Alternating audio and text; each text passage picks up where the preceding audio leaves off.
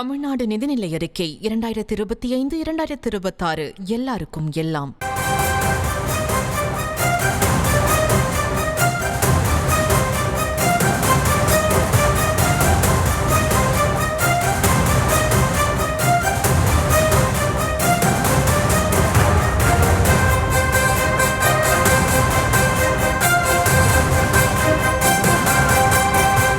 அண்மை செய்தியை பார்த்து வருகிறோம்.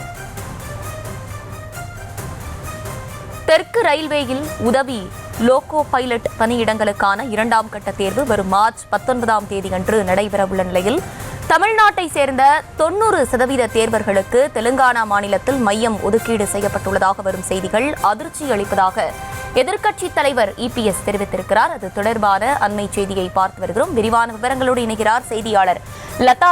வணக்கம். விரிவான விவரங்களை வழங்கலாம். வணக்கம்.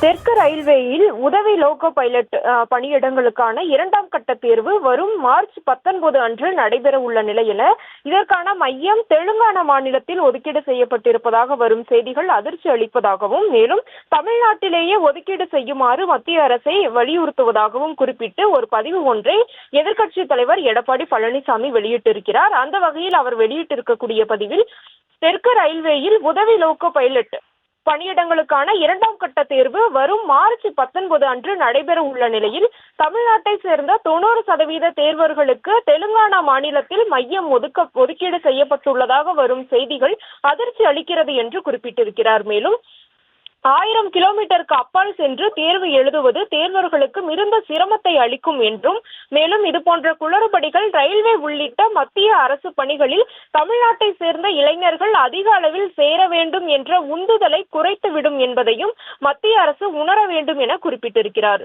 மேலும் தேர்வர்களின் கோரிக்கையினை கருத்திற்கொண்டு தமிழ்நாட்டு தேர்வர்களுக்கான அந்த மையங்களை தமிழ்நாட்டிலேயே ஒதுக்கீடு செய்யுமாறு மத்திய அரசையும் தெற்கு ரயில்வே நிர்வாகத்தையும் வலியுறுத்துவதாக அந்த பதிவில் தெரிவித்திருக்கிறார்.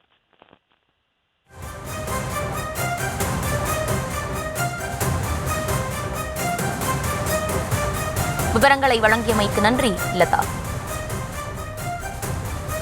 தமிழ்நாடு நிதிநிலை அறிக்கை 2025-2026 எல்லாருக்கும் எல்லாம்.